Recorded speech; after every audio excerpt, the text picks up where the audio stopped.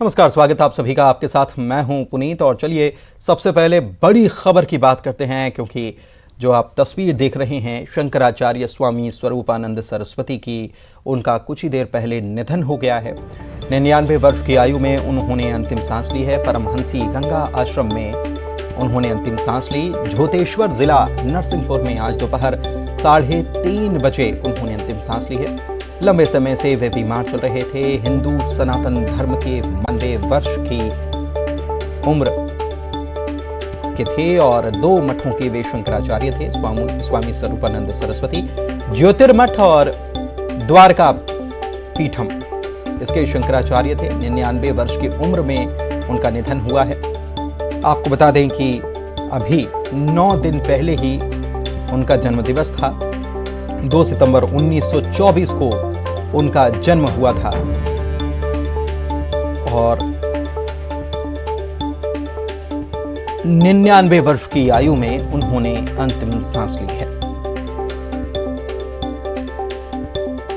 धर्म ध्वजा के रक्षक स्वामी स्वरूपानंद सरस्वती, और उनके निधन के बाद सनातन धर्मियों में शोक की लहर है। 99 साल की उम्र में उन्होंने अंतिम सांस ली। लंबे समय से वे बीमार चल रहे थे। आश्रम में ही उनका ज्यादातर वक्त समय जो था वो इसी आश्रम में व्यतीत होता था। मध्य प्रदेश में ही उनका जन्म हुआ।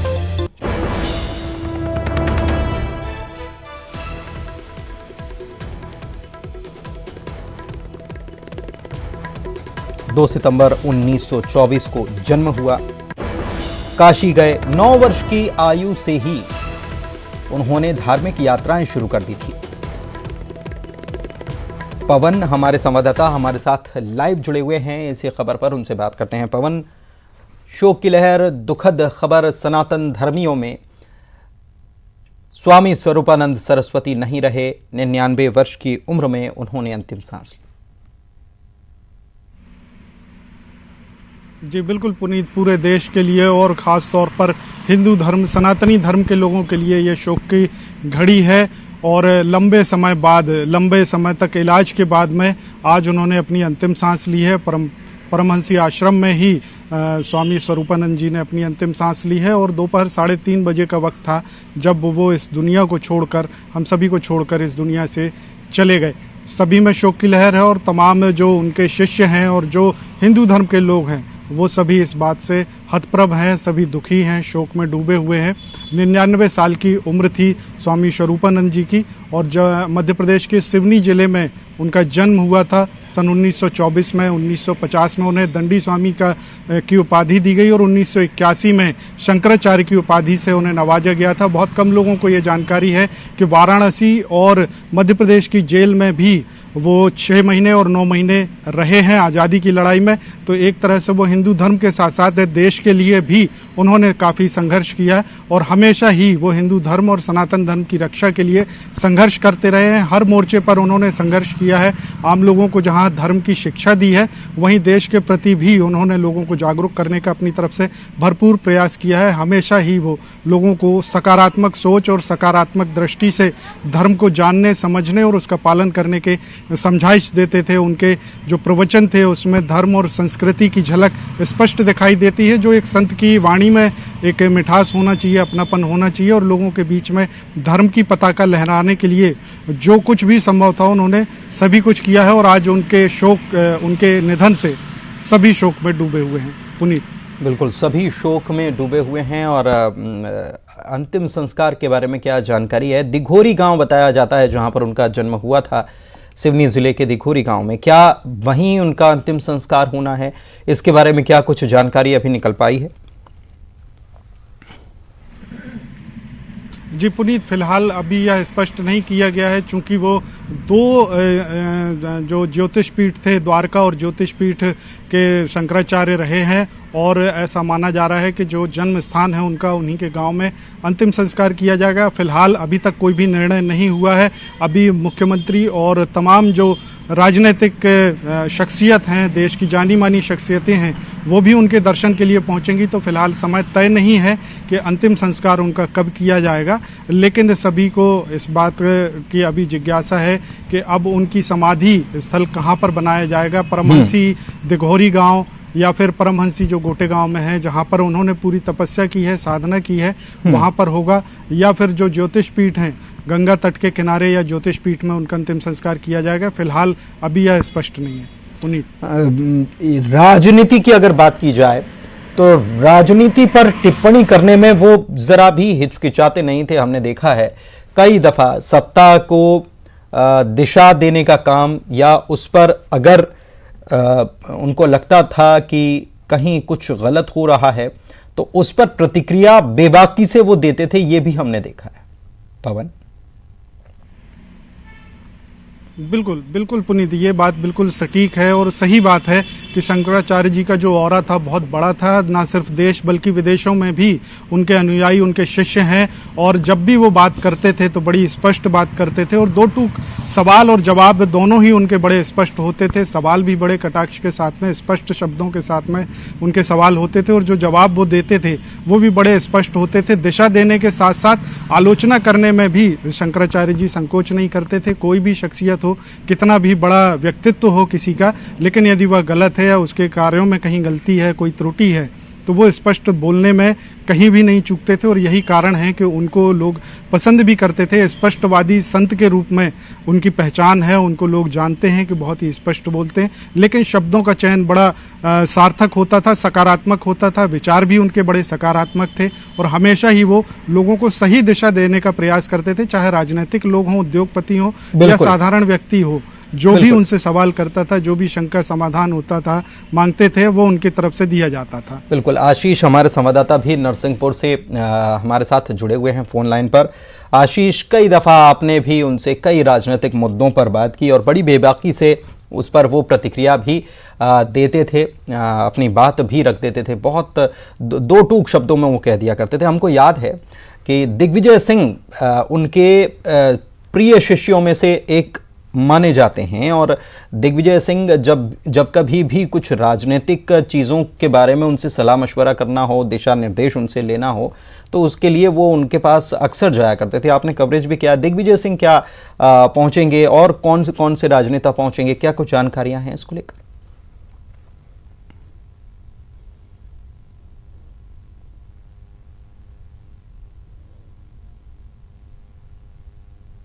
आशीष, आप सुन पा रहे हैं?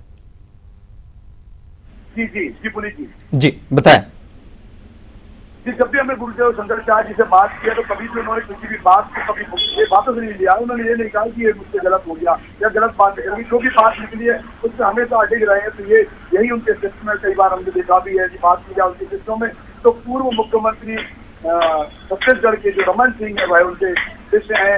नरसिंहपुर जिले के गोटेगांव विधानसभा से MP प्रजापति जो आते हैं वह उनके शिष्य हैं। उसके साथ कमलनाथ, दिग्विजय सिंह, सुरेश पचौरी, बहुत लंबी फेहरिस्त है उनकी। साथ ही कई अभी नेता है। अभी हाल फिलहाल राष्ट्र को चुनाना गए तो उनसे मिलने के लिए, उसके बाद केंद्रीय मंत्री प्रहलाद पटेल उनसे मिलने के लिए गए। बहुत लंबी फेहरिस्त है उनके शिष्यों की। तो कौन कौन के आने की बात है ये तय होगा कुछ देर में, लेकिन अभी जो पुष्टि हुई है वो MP प्रजापति जो पूर्व विधानसभा अध्यक्ष है गोटेगांव के फिलहाल में विधानसभा के विधायक है, तो उन्होंने इस बात की अच्छे बात है। लेकिन जिस तरह से शंकराचार्य का व्यवहार रहा है, विचर रहा है, उसको देखकर यहाँ के जिले के रसीले प्रदेश भी बल्कि सात समुद्र पार से भी जो लोग उनके समर्थक थे उन्हें काफी गहरा आघात पहुंचा है कि आज शंकराचार्य उनके गुरुदेव उन्हें रास्ता दिखाने वाले, उनके मार्गदर्शक किए जाने वाले, उनके आध्यात्मिक संसार छोड़कर चले गए।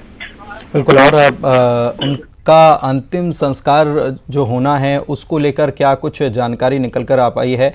साथ ही उनके स्वाभाविक सी बात है कि उनका कद इतना बड़ा था, पद इतना बड़ा था, देश भर दुनिया भर में उनके अनुयायी, उनके शिष्य हैं, सभी अंतिम दर्शन करने की चाहत भी रखेंगे। तो ऐसे में क्या इस बारे में कुछ जानकारी निकलकर सामने आ पाई है? पवन,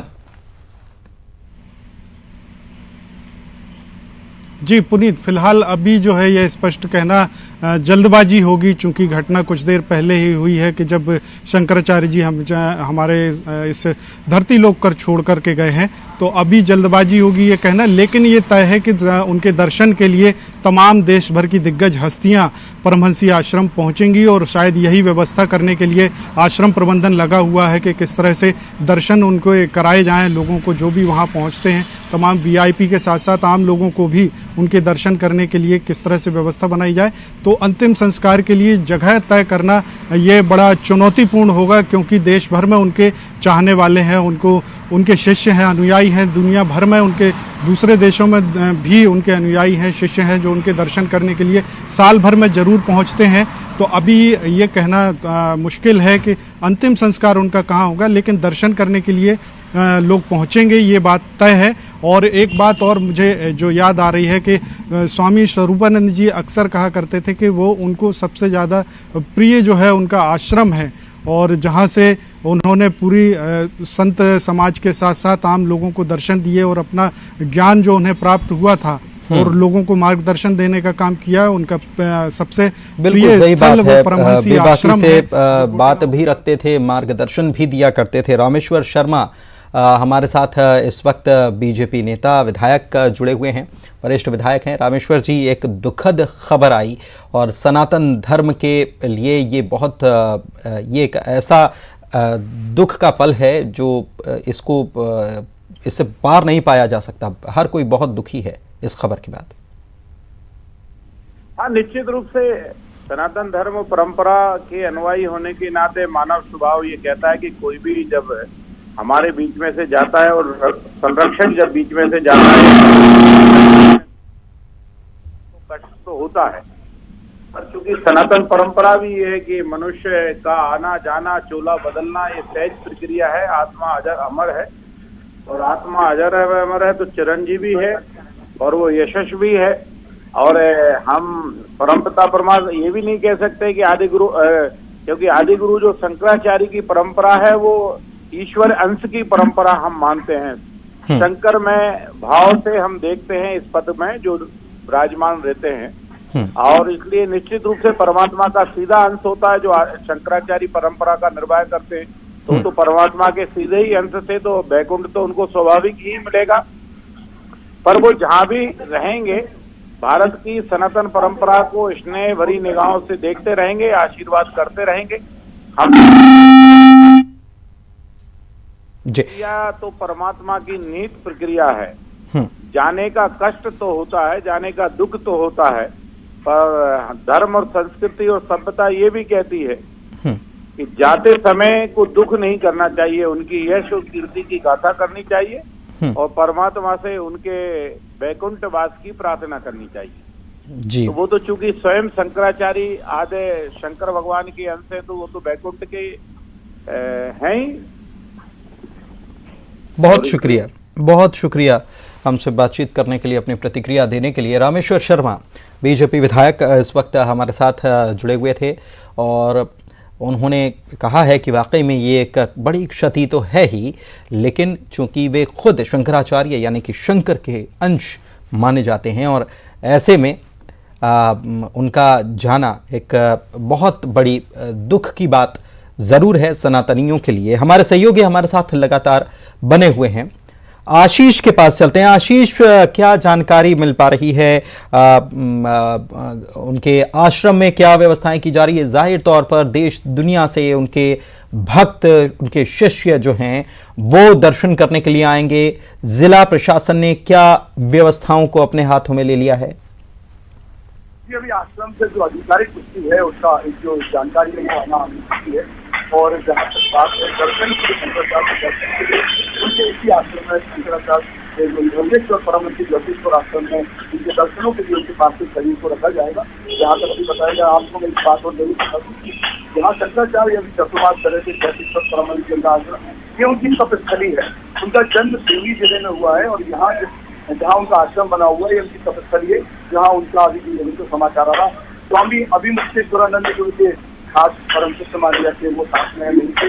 कुछ देर बाद ये सारी चीजों का निर्णय होगा कि शंकराचार्य के अंतिम संस्कार किस तरह से होगा, किन किन का आना होगा, कैसे लोग पहुंचेंगे वहाँ। लेकिन इतना तय कि शंकराचार्य को अंतिम दर्शनों के लिए उनके सामने शरीर को उनके शंकराचार्य जो आश्रम है, वटेश्वर आश्रम है, वहाँ रखने की तैयारी।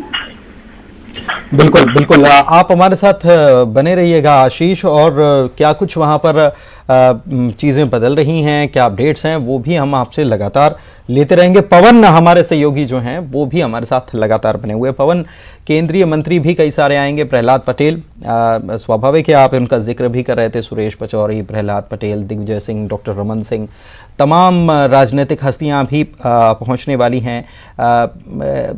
एक बड़ी हस्ती हमारे बीच से गई है, क्या और जानकारी निकलकर सामने आई है उनके अंतिम संस्कार को लेकर सरकार की तरफ से? क्या कुछ होना है, ऐसी कुछ जानकारी? क्योंकि जाहिर सी बात है कि मुख्यमंत्री समेत तमाम राजनीतिक हस्तियां उनके दर्शन करने के लिए पहुंचेंगी। जी बिल्कुल पुनीत, जो अभी तक जानकारी सामने आई है उसमें यही है कि मुख्यमंत्री सहित तमाम दिग्गज हस्तियां हैं प्रदेश की, देश की, वो सभी उनके अंतिम दर्शन के लिए और तैयारियों में जुट गए हैं उनके आश्रम पहुंचने के लिए। लेकिन कब तक पहुंचेंगे ये कहना थोड़ा सा फिलहाल जल्दबाजी होगी, मुश्किल होगा। लेकिन एक बात जो है कि दर्शन करने के लिए सभी पहुंचेंगे। जबलपुर सहित गोटेगांव में तो प्रशासन, नरसिंहपुर जिला का प्रशासन जो है मुस्तैद हो गया है और तत्काल तैयारियों में जुट गया है। जबलपुर से भी तमाम व्यवस्थाएं की जा रही हैं, चूंकि डुमना एयरपोर्ट जबलपुर में है। यदि कोई भी बाहर से आता है, दूसरे राज्य से या कहीं से भी देश के कोने से आता है, तो हवाई यात्रा करके वो संभव है कि जबलपुर ही पहुंचेंगे और जबलपुर से फिर वो यहाँ से गोटेगांव के लिए रवाना होंगे। तो जिला प्रशासन जबलपुर का भी सक्रिय हो गया है। पुलिस के साथ साथ प्रशासन भी तैयारियों में जुट गया है और साथ ही शहर के जो दिग्गज हस्तियां हैं, जो शंकराचार्य जी से जुड़े रहे हैं, आश्रम से जुड़े रहे हैं, वो सभी लोग गोटेगांव पहुंचने के लिए तैयारियों में जुटे हुए हैं। तो आने वाले कुछ ही घंटों में ये भी स्पष्ट हो जाएगा कि कौन कौन आश्रम पहुंच चुके हैं, कौन सी हस्तियां पहुंच रही हैं। तो शायद कुछ ही देर में ये सारी जानकारियां अपडेट भी हो जाएंगी। फिलहाल यहाँ एक महत्वपूर्ण, चलिए बहुत शुक्रिया, बहुत शुक्रिया। कैसे हो सकते हैं, इसके स्वरूप थे वो, और उन्होंने हमेशा से सनातन धर्म के उन मूल्यों की प्रेरणा दी लोगों को, उन मूल्यों को आगे बढ़ाया है जो ओरिजिनल सनातन धर्म में बातें कही गई थी। कोई पार्टी या उससे कोई मतलब उनका मतलब नहीं था, लेकिन जो मूल्य थे सनातन धर्म के, उनको उन्होंने बढ़ाया। और एक स्वतंत्रता संग्राम सेनानी थे। नरसिंहपुर के पास ज्योतेश्वर में उन्होंने कई साल तक तपस्या की, और मैं समझता हूँ कि एक साथ दो पीठों के शंकराचार्य हों, ये अगर किसी को सौभाग्य मिला था वो मिले थे। बहुत ही पर्सनल उनसे हम लोगों के आशीर्वाद था उनका। और भोपाल के अंदर झरनेश्वर मंदिर, वहाँ उसका भी जो निर्माण हुआ, वहाँ हमेशा आया करते थे। ज्योतेश्वर हमेशा हम लोग गए हैं। निश्चित तौर पर बहुत बड़ी क्षति मध्य प्रदेश और देश को है। और तो आप सुन रहे थे पूर्व मंत्री पीसी शर्मा को। बहुत बड़ी क्षति मध्य प्रदेश, देश और पूरी दुनिया को है, क्योंकि उनके अनुयायी पूरी दुनिया में फैले हुए हैं। और जानकारी जो भी आएगी, अपडेट आपको न्यूज़ 18 पर सबसे पहले मिलेगा। फिलहाल बुलेटिन में इतना ही। नमस्कार।